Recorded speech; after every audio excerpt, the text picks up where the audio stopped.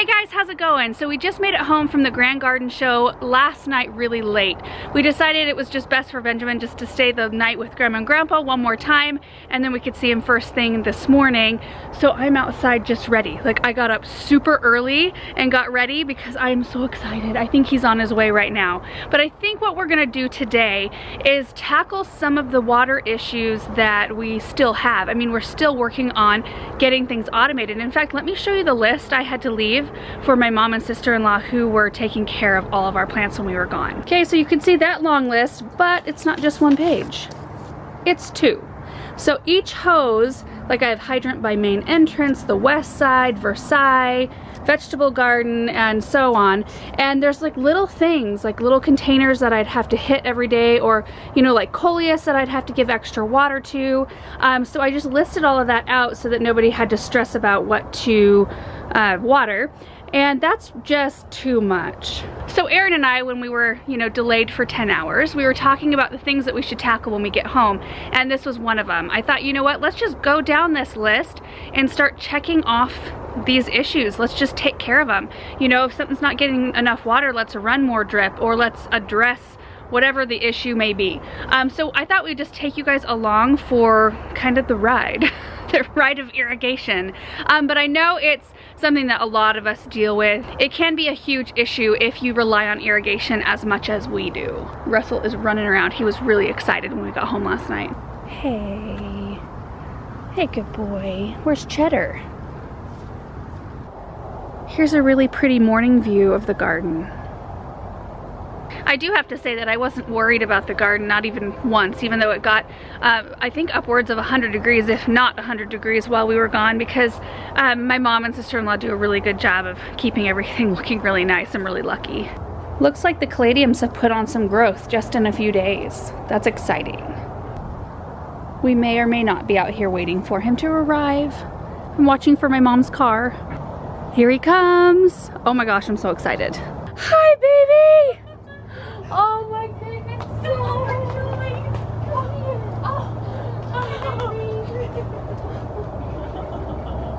Oh my goodness, it's so good to be home. We just loved up Benjamin and got to spend some time with him, play with him. We bought him a airplane set at the airport, because that's the only place we were that we could really do much shopping, and he loves it. He's hauling those toys around. So I don't think we'll try to tackle too much out here today, because we'll want to go spend some more time with him, but it'll be nice to check some of the things off the list. I'm also thinking about cleaning out some containers like these right here. These actually don't receive as much sun as I thought they were going to, so the Super Bells haven't done like super well. And once you get back from a garden show where you tour amazing gardens, you just want to come home, clean stuff up, and plant some fresh things. It's just so inspiring. So I think while I'm waiting for Aaron, because he's going to come out and help me with the irrigation stuff, I'm just going to go ahead and work on cleaning some stuff out. Also, I just realized that these peaches on my Pixie miniature peach tree are ripe. They ripened while we were gone. That is so exciting. So I'm going to be picking some of these to eat later.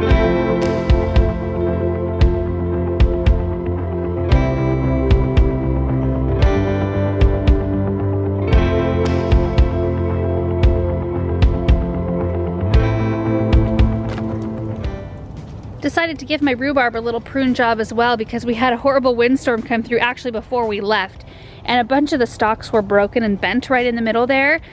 So it looks a little sad, but it should rebound. And now is not the time of year to be harvesting rhubarb. You really want them to be storing up energy and feeding their roots for the winter. But this is a little bit of a weird case, because I am going to move this container into the greenhouse for the winter, and then I'll plant these out in the landscape next spring. But I did get a bunch of beautiful rhubarb stalks that I'm gonna run those inside, clean them, chop them, and put them in the freezer.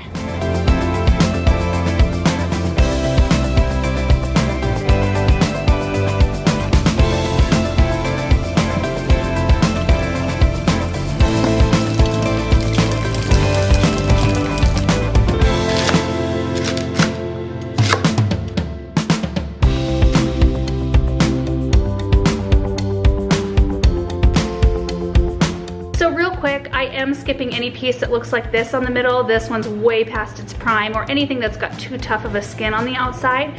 You want them to look like this, nice and firm, and brush.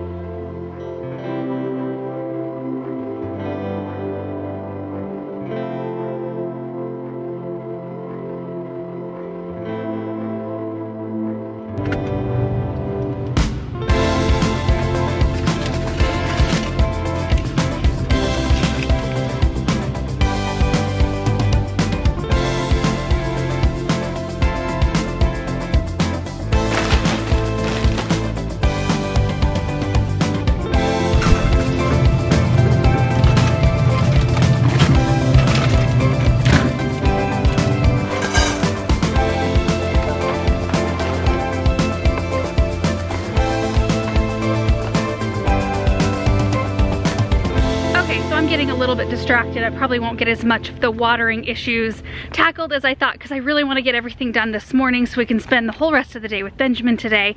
So I think what I'm going to do is kind of just tackle some of the easier ones on my list, which are attached to the Versailles hose.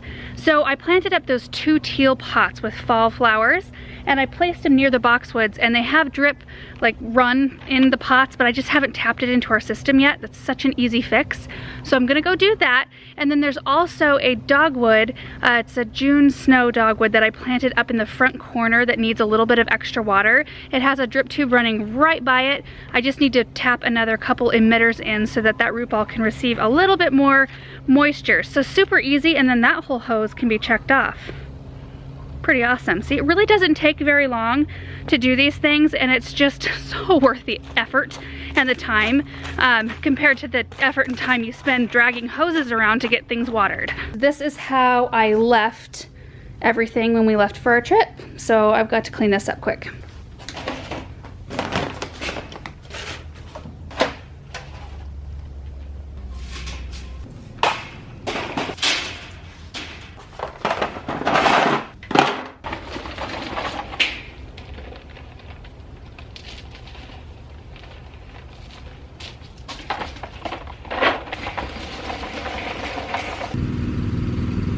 So these containers are doing really well. Look at the Super Tunia Honey, got the Dichondra Silver Falls, Tangerine Punch Super Bells, there's the Flambe Yellow, and the Bidens. And here's the other one. Lots of nice color on here. So this is the 1/4 inch drip tube that's coming out of the bottom of the container, and then this right here is where it comes up. Okay, so here's the 1/4 inch drip tube that's coming out of the bottom of the container. We'll address this first. You can see the brown drip tubing right here that's feeding all the boxwoods right next to it. That's what we're gonna tap into. So I can trim a little bit of this off just because we don't need that much. And then I'm gonna put a 1/4 inch coupler in the 1/4 inch tubing. These are kind of hard to do. Okay, and now I'm gonna use my punching tool to punch a hole into this drip tubing, and then we'll attach it all together. Whew, okay.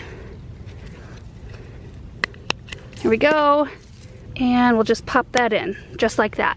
So it is now hooked up to a live drip tube, so that will be feeding this container once a day. So now we need to address the top. This is where the tubing comes up. So what I need to do is cut and put a T in there so it can go off 2 directions, so I can have water feeding the container on both sides. Let me do that real quick.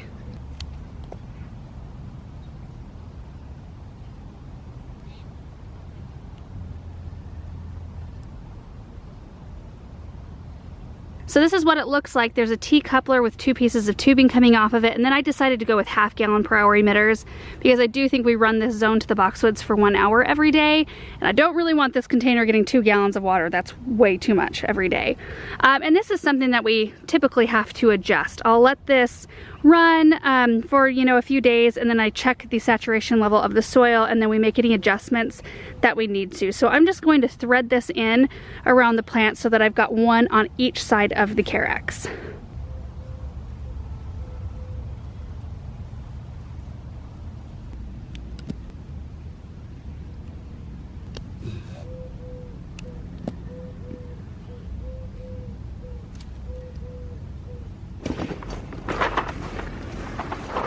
This to paradise is looking nice. So that is the tree right there. Let me grab some emitters. I think I'm gonna do 2 1 gallon per hour emitters.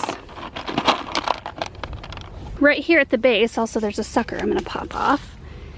There is a brown drip tubing that runs right by it. So I'm just gonna pop 2 of these in, and that should do the trick. Perfect. Now this tree will be getting a little bit more water every single day, and I won't have to drag the hose over here just for this one plant. And a lot of these things, like in the flower beds, trees and shrubs and things like that, I will be, oh, there's a snake. Oh, is it dead? Oh my gosh. Oh my word, it is dead. That scared me. All right, so as I was saying, the trees and shrubs that I've planted that are fairly new, I'll add emitters to like this, so I don't have to bring my hose around every day. And then as they get more established, they will not need all that extra water, so I can pop those emitters out and put a plug in the drip tubing. So it usually works out really well, and it eliminates some work for me. So that takes care of the Versailles hose. That was the last 2 things on that list. The other things right here, like the 3 pots by the back kitchen door, I can't really run drip to those, and they don't really need it but like every 3 days, so I'm just gonna leave those alone. And then all the other things already have drip run to them, and the days are starting to cool off, so we probably won't need to supplement water those anymore. Ooh, I should put this somewhere to freak Aaron out. Aaron actually had to do a little bit of work inside. That's why I started this irrigation project by myself. We usually do this stuff together because it's a little bit easier when you have more hands. But I just kind of put the snake in an area closer to the door. So I'm gonna see if he wants to come out here and check up on my work, and we'll see if we can freak him out. Snake's right here. I can really see the gravel coming out right here, like the gravel. Yeah. That's all you want to show me? No. Didn't work, dang it. Hold on, hold on. I see a camera here. Oh, there's a snake. Oh. Dang it. I was trying to scare you. It's turning into a prank channel? Yeah. Is it alive? No, it's dead. Dang it, well that didn't work out how I kind of hoped it would. Okay, so I do think I'm going to tackle the west side hose. I just planted some new hydrangeas.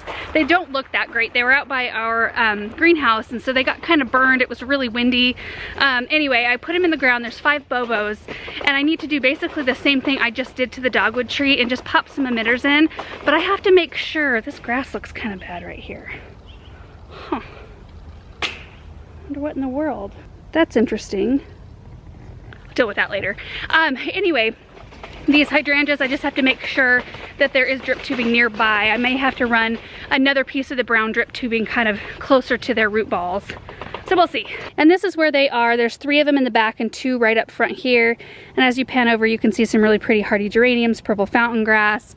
And there's also some pretty daylilies and sedum and stuff up here. And this is where the hollyhocks were. Anyway, I know there is drip tubing like right here, and oh, yep, there is some pretty close. See that right there?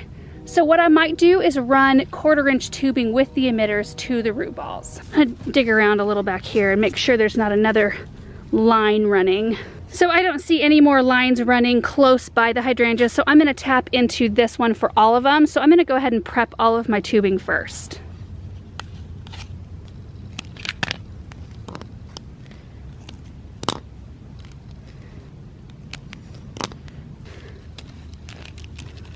So this is all you have to do. You can see the brown drip tubing right here.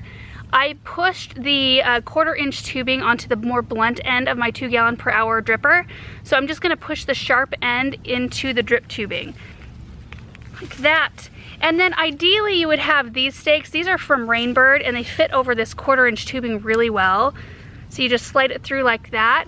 And then you run it over to the root ball of your plant and stake it in. I only have one of those stakes left though, so I'm just gonna use landscape staples on the rest.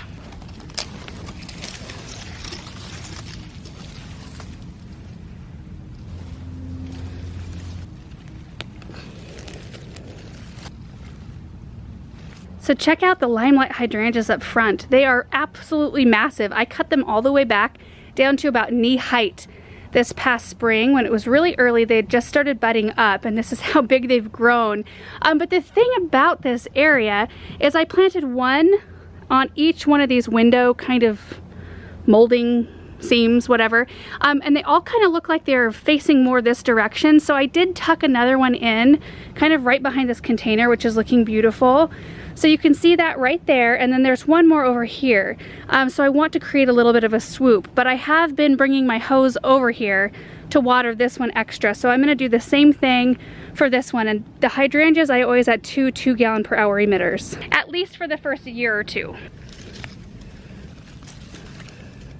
Limelights are done.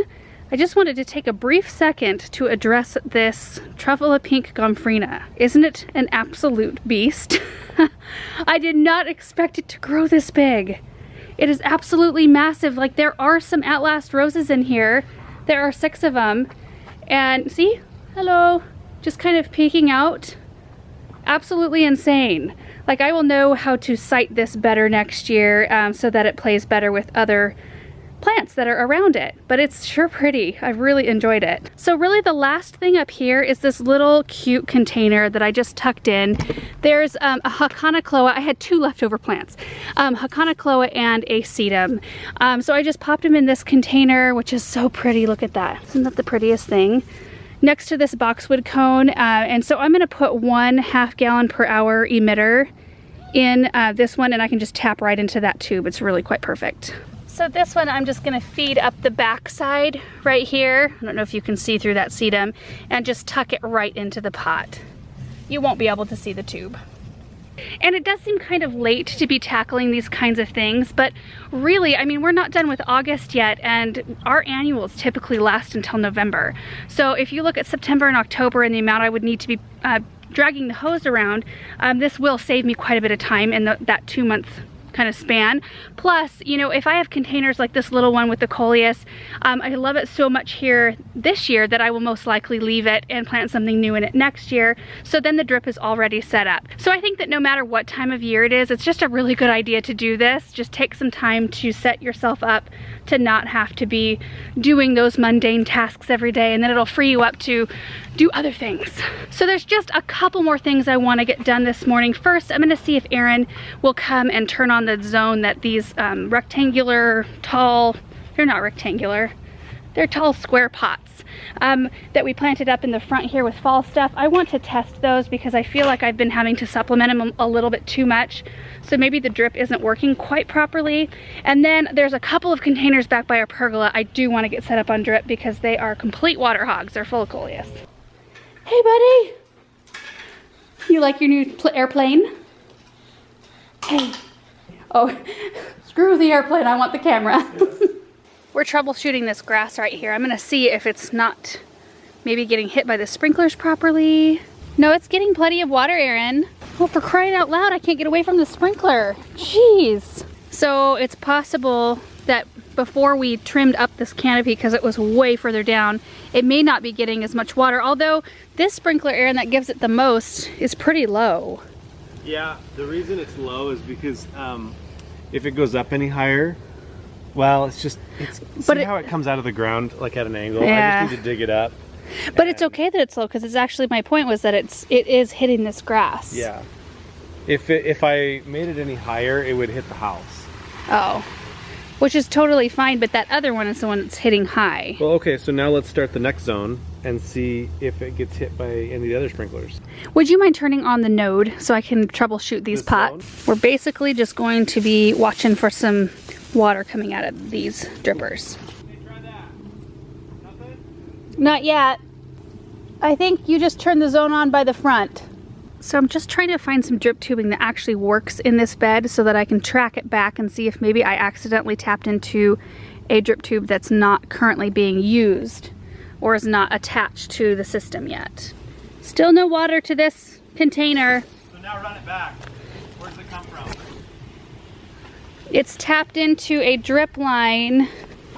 So guys, I think we've just figured out, oh, there's a huge break in this line. That's what's going on. Look. That's where I'm losing pressure.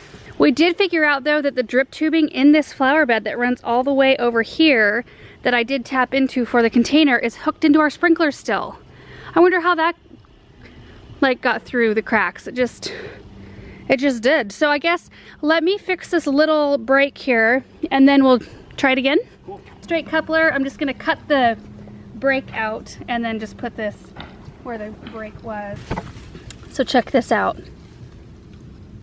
It's quite the break right there. What in the world?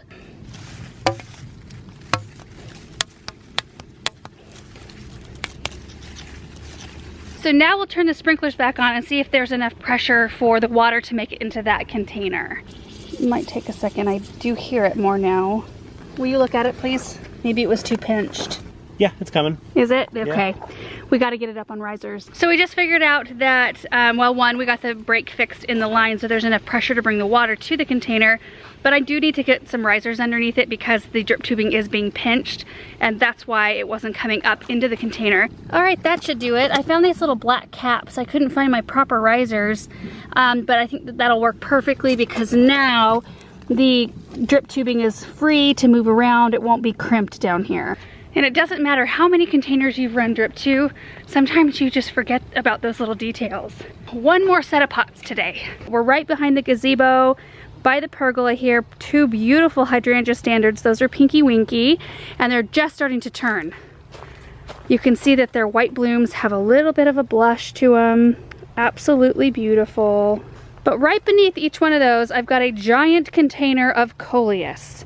And these have been complete water weenies. So I'm gonna put 3 half-gallon-per-hour emitters in each one of these, and I may even have to up it. And I'm hoping that I can tap into the drip that's right beneath the hydrangea and just run a tube up over the side because there's no way I'm coming up through the bottom of these. And then I'll just tuck in some emitters and see how it goes. And if I don't get to these in a timely manner every day, they're completely wilted. So I'm so looking forward to having them on drip. Okay, so a little bit up close before I put this one in the second planter. I've got my long piece of tubing right here, which I will trim when I figure out how long it needs to be.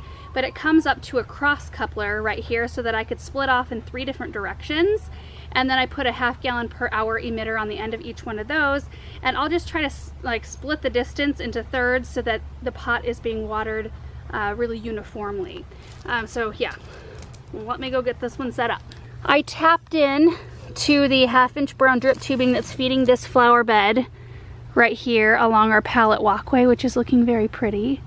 Some yellow, my darling, echinaceas and brunneras and supertunias, some hydrangeas in the background. Anyway, it runs up from there and kind of weaves through the coleus up into the pot. And this is where it comes up from the side and hooks into the 3. And then I just weaved these in as well, as good as I could possibly do it.